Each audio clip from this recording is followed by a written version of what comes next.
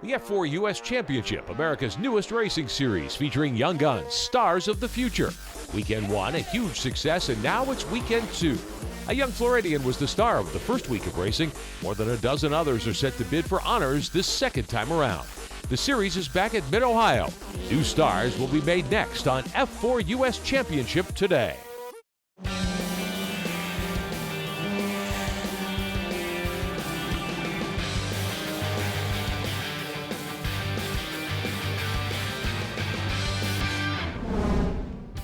Hello again, everyone, and welcome to Mid-Ohio Sports Car Course. We're in Lexington, Ohio for weekend number 2 of the brand new Formula 4 United States Championship powered by Honda. I'm Rick Benjamin. Great series, brand new race cars, second weekend of competition unfolding here at this point in time. Let's catch you up if you're new to this on what a Formula 4 machine looks like here in the United States. It's an open-wheel race car powered by a 4-cylinder Honda engine making 160 horsepower, 110-inch wheelbase race car. The car weighs about 1,400 pounds with the driver. These cars ride on Pirelli slick tires or rain tires, depending on the circumstance. We've already had some of those circumstances here this weekend. Second weekend of competition for this brand new series. Let's catch you up on what happened here at Mid-Ohio a few weeks ago. Plenty of anticipation for the inaugural Mid-Ohio weekend. Young Floridian Kyle Kirkwood earning the pole for round 1, leading early. 5 seconds worth at one point. Fellow Floridian Konrad Čačić, though, kept digging, and with a couple laps left, Čačić took over, scoring the series' first ever win. That set the tone for the weekend. Round 2's grid based on race 1 fast laps. Čačić, thus the outside pole winner, grabbed the lead on lap 1, leading wire to wire. Again, Kirkwood was second, Darren Keene third. For round 3, the question, could Čačić sweep the weekend? Well, Čačić and Kirkwood started on the front row and ran 1-2 all the way. Rafael Forcier on podium, grabbing third. Čačić out in front of the standings after the first weekend. Kirkwood second, Cameron Doss sits third. Well, as we just saw, 2 young drivers dominated the first weekend of action here at Mid-Ohio, Konrad Čačić and Kyle Kirkwood. Before we get going here today, let's hear what those 2 drivers have to say about weekend number 2. Thanks, Rick. As you saw, these 2 drivers played prominent roles in the first round here at Mid-Ohio. Kyle Kirkwood, Konrad Čačić. Kyle, you qualified third for race number 1. You are ahead of Konrad. How do you keep him behind you today? Well, I mean, first of all, hopefully it doesn't rain because that's going to play a big key in what's going to happen. But the whole goal is just keep it on track and run consistent laps to hopefully stay ahead. Feel confident? I think so. I know we had some pretty big changes from qualifying because yesterday we weren't quick. We made some changes, went way quicker, so we're going to go a little bit further that direction and hopefully gain a little bit more time. Good luck today. Thank you. All right, Kyle sounds pretty confident. Konrad, you think you can keep the streak alive today? I do. I'm feeling pretty confident as well. We've made quite a good bit of changes from yesterday to today's qualifying session. We're going a little bit further, just like Kyle did for the race as well. And I'm feeling pretty confident we've got a car that can make it happen. 2 confident drivers. They start on the second row. Both want to be victorious. Will it be Kyle Kirkwood getting his first win, or will Konrad keep the streak alive? Well, the format for these F4 U.S. Championship weekends is pretty simple. 2 days of action, 3 30-minute races. Day 1, the threat of weather was part of the story. You never know about the weather at any racetrack. Morning qualifying taking place in perfect summer conditions, warm and dry. But all that changed before the start of race 1. Let's check in with Todd Lewis. Along the front row here, just before we get set to start race number 1 of the weekend at Mid-Ohio, Cameron Doss is on the pole, scored the quickest lap during qualifying, his first pole in the series. There's the excitement and the anticipation of having that first pole and starting spot, also a little nervousness. Alongside on the front row, Austin Kazuba from Texas, starting on the front row. He too, of course, anxious to make that first corner. The other topic of conversation by everyone down here, the rain. Already feeling a few drops on course, not heavy enough to cause a change or certainly a delay at the moment, but everybody's got their eye on the sky right now. And the rains came as the field was on its reconnaissance lap, the 5 of Kyle Kirkwood among those going around. SCCA officials ordering the cars to pit road for rain tires. Once this one got underway, fast qualifier Cameron Doss learned another tough lesson on racing in the rain, spinning in turn 2. He wasn't the only young driver to battle adversity. Baltazar Leguizamon in the 1 car all the way from Argentina, and Rafael Forcier in the 62 out of Montreal tangled. Konrad Čačić, who swept the first 3 rounds of the series, also at Mid-Ohio, had his problems as well. A spin here, he would struggle all weekend long. The 34 of Austin Kazuba had an off-course excursion, as would Davis Durrett in his 10 car. Once things finally got going, the weather became less of an issue. And Kyle Kirkwood, 3 times a runner-up on the series' first weekend, would cash in late, making a winning move to earn his first victory in the F4 U.S. Championship. Well, I mean, this is the first time I ever ran the car in the rain with these tires, car, engine, whatever, everything. It's just new to me. And I mean, with this track, with all the black patches and everything, you can't go on those or else you're just going to spin off into the dirt or into the gravel trap. So, I mean, I was happy just to keep it on track and come away with the win. 2 new drivers joining the F4 U.S. Championship this weekend also made noise. Skylar Robinson from Augusta, Georgia, running second in round 4 of the championship. Mid-Ohio is really treacherous in the rain anyway, so I mean, these tires are honestly pretty good in the wet. The track was changing quite a bit because it stopped raining and, you know, it started drying up pretty rapidly, but it was good. Third went to the series' lone veteran, longtime open wheel standout Jim Goffrey Jr., who got passed under caution. Penalty giving Goffrey third in the weekend's open. Anytime you get a podium with this crowd, I think it's quite an accomplishment. And I think given the conditions that we had to race in too, it was really a very, very difficult race. Fast laps in race number 1 set the lineup for the second race, which took place later Friday afternoon. When we continue on F4 U.S. Championship today, we'll show you highlights from race number 2 on this second Mid-Ohio weekend. And you never know who'll turn up in the paddock at one of these weekends. Driver coaching is key. One of Honda Racing's big stars helping one of the young guns here. The story coming up. F4 U.S. Championship today is being brought to you by Honda. The F4 United States Championship is powered by Honda and presented by Honda Performance Development.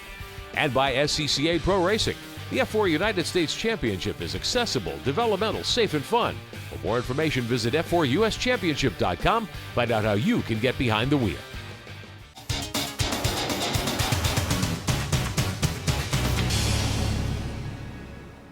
I'm Skylar Robinson from Augusta, Georgia. Hi, I'm Austin Kazuba, and I'm from Fort Worth, Texas. Hello, I'm Batosali Samon from Argentina. The reason I'm racing F4 is right now it's proven to be super competitive. I think, you know, everybody's really close on times, and I got a lot of respect for some of the guys who are running here this weekend, so I'm really looking forward to the races. It's an excellent platform to get feet wet into open wheel racing, and I think it's going to be a great series to advance into bigger things, and hopefully one day we'll be an IndyCar. There is a very good competition in this series, and I'm very interested in that.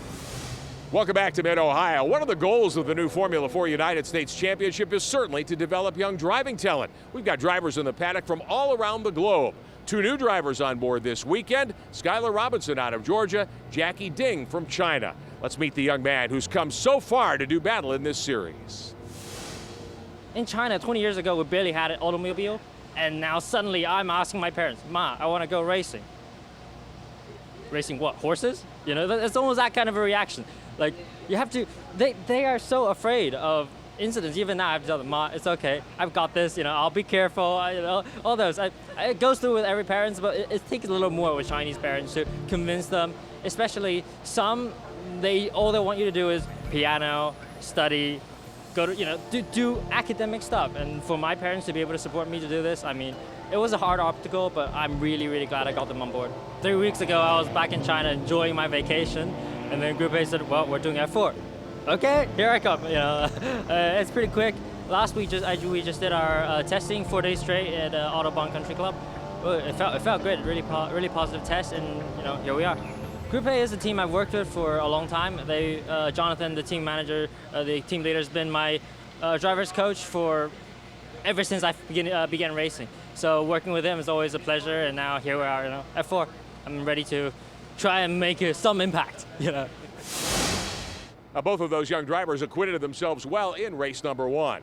The weather improved dramatically in day 1 of our weekend here at Mid-Ohio. Race number 2 run under mostly clear skies. And the 2 young drivers we've just been talking about were the stars of the show. As predicted, the weather was much improved at Mid-Ohio by the time race number 2, round 5 of the championship, rolled off late Friday. The 2 series newcomers, Skylar Robinson and Jackie Ding, would be among the stars of this show. But one prominent young driver who aced the series' first test at Mid-Ohio a few weeks earlier wouldn't answer the call for round 5. Todd Lewis with the story from pit road. A tough break for you right at the end of race number 1. You will not be able to go in race 2. Yeah, that's right. Unfortunately, we got involved in a little bit of an accident. Somebody else's mistake. He spun right here into the last corner, and unfortunately, I thought he was going to be going to the outside. He came back to the inside where I was going, and Fortunately, took us out of that race with coming up to 1 lap to go. We won't be able to make the start for this one, but hopefully we'll be all good for tomorrow's race. Once this one got started, both Ding and Robinson showed they may have the right stuff. Ding in the 86 car from Group A Racing started second. Robinson in the 2 car from Momentum Motorsports inherited the pole. Both took off, leading the pack from the early laps. Austin Kazuba was up from 7th on the grid in his GMV Motorsport 34 car, and Cameron Das, who lined up back in 13th in the JDX Racing 28 car, along with Mexico's Moises de Oliveira, who started 12th for Leading Edge Grand Prix, all of those drivers joining in the fun. As the clock rang down in the half-hour timed event, Ding and Robinson worked their plans.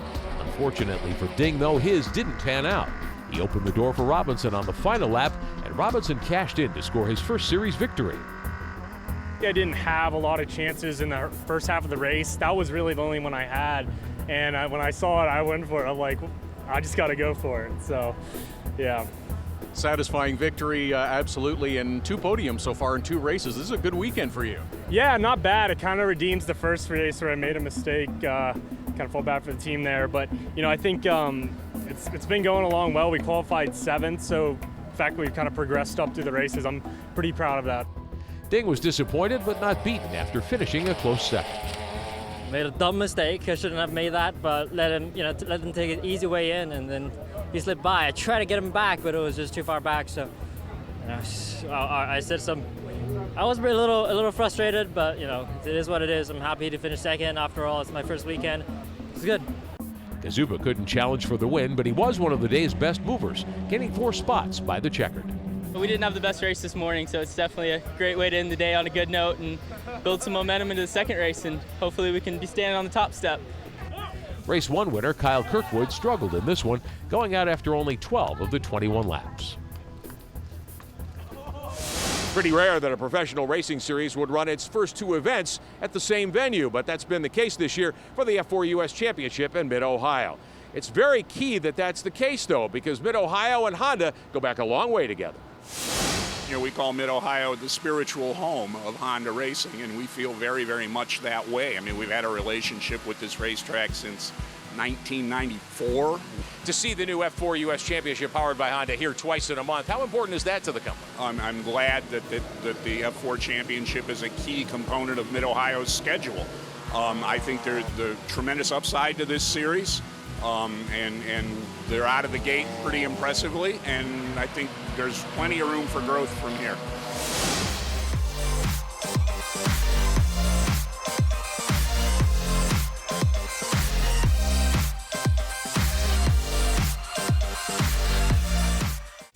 The F4 U.S. Championship today is being brought to you by SCCA Pro Racing.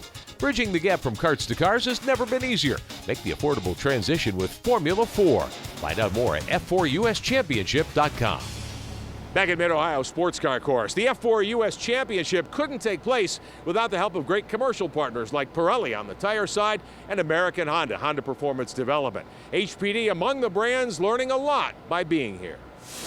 The series is really starting to gain some momentum. Now that we're actually out and running, orders are starting to come in, more and more cars, and we're building them as fast as we can.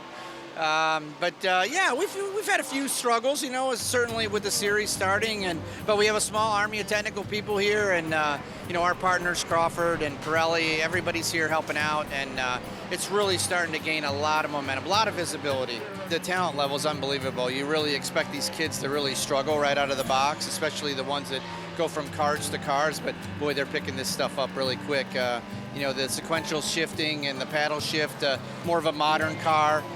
They're really picking it up. I think the kids the biggest challenge for them is the feedback to their engineers. So if they can really tell them what's going on, and the ones that do that well, they dial in the car, and you see those progressive steps every session.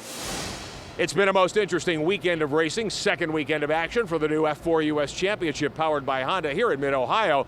The young driver from Florida by way of Poland who dominated the first weekend of action, not much of a story here. Konrad Czajcik wrecking hard in this weekend's first race. His car wasn't fixable in time for round number 2. It has been repaired now in time for the third round. Let's check the highlights. But it was a couple of names who'd been at the sharp end of the grid throughout the weekend who'd figure prominently in round 6, the only race on the weekend's second day. Cameron Das was the weekend's fastest qualifier. He had the pole in his JDX Racing 28 car.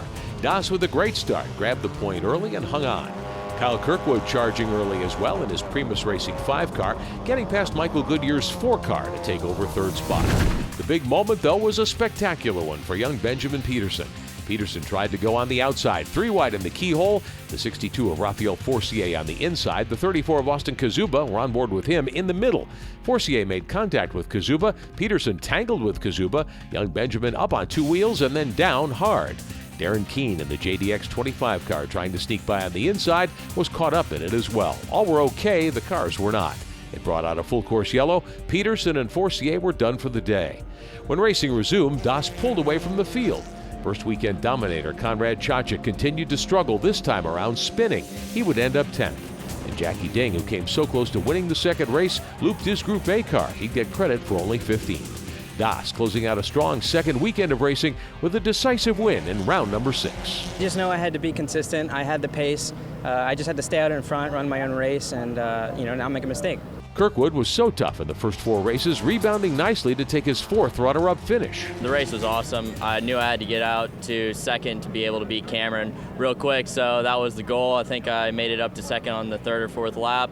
Then he was a good half straightaway away from me, maybe 5 seconds, and he was pulling away from me maybe like a 10th a lap, and I was trying to push as much as possible. I probably could have pushed it another 10th or 2, but it wouldn't have been enough. So luckily that caution came out, and I figured I would have had a chance. Then going down the first straightaway after turn 1, I went to make a pass there, not enough room to make it, went to the outside. He did what he was supposed to do, closed down on me. Then same thing happened down into turn 4, and I couldn't make a pass on him. So then they went full course caution once again and finished under that. So I'm happy with second, especially coming from 4th and what happened yesterday. So we're in it for the points. And a call to Moises de Oliveira, all the way from Guadalajara, Mexico, stepping up to the podium in the F4 U.S. Championship. When there was a second safety car, I saw Cameron and Kyle fighting for positions there, and that gave me a chance to kind of get in there a little. Fortunately, they had a little better pace than me, and I couldn't keep up, but well, 3rd place is still a great place. So the championship standings look like this after 2 weekends, 6 rounds of the F4 U.S. Championship. Weekend number 3 coming up at the end of August at New Jersey Motorsports Park. One of the great things about the new F4 U.S. Championship is the diversity of the drivers in the field from many different countries, many different parts of the world. Let's listen in as these drivers, multilingual, speak one universal language, the language of racing. Hola, soy Moisés de la Vara. Estás viendo el Championship F4 y Estados Unidos. Hi, I am Moisés de la Vara and you're watching F4 United States Championship. 你好，我叫丁杰，您现在收看的是 F4 美国锦标赛。 Bonjour, je m'appelle Raphaël Forcier et vous regardez le championnat de F4 aux États-Unis.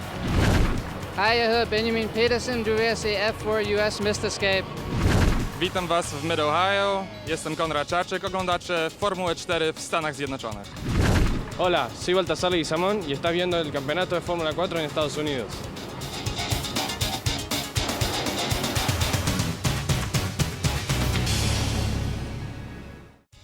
F4 U.S. Championship today is being brought to you by Honda.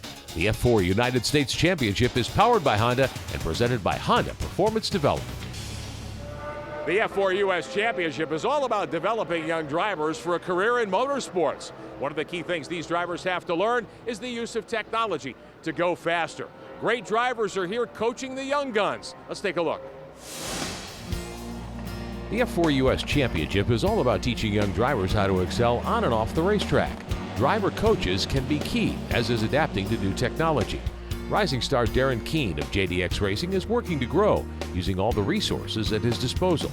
His driver coach, one of the best, IMSA and Honda racing star Ozz Negri. Formula Ford powered by Honda, it's a new car. It's a car that requires a certain way of driving. So my role here is to help Darren get to that correct driving style as quick as possible. Keene knows he has a great opportunity to learn from a world-class talent. And he's on track telling me adjustments, and then we come back and we look at video and data and make more improvements. Negri is using an amazing teaching tool, the GEMS telemetry system, to coach Keene. We can get out of a session, sit for half hour, 45 minutes, before we go to the next session, and I can tell him exactly what he's doing right and what he's doing wrong. It can be from brake pressure, throttle application. We have steering angle, so we can see, okay, he's turning in too fast, too slow, too early, too late. So he goes right back to it and apply what we discussed. Ozz says the F4 U.S. concept, which incorporates onboard telemetry that works with the GEM system, is an important step forward in developing young racers. It's a proper step from go-kart to cars. It's not big, it's not small, it's absolutely perfect. Young Keen, working with a strong team in JDX, is learning his lessons well. He had a best finish of 6th at Mid-Ohio, and he knows the sky's the limit. That's all the time we have for this edition of F4 U.S. Championship today. 2 weekends in the books, 6 rounds complete in this championship. In a couple of weeks, we'll be coming to you from New Jersey Motorsports Park. I'm Rick Benjamin. Thanks for watching F4 U.S. Championship today.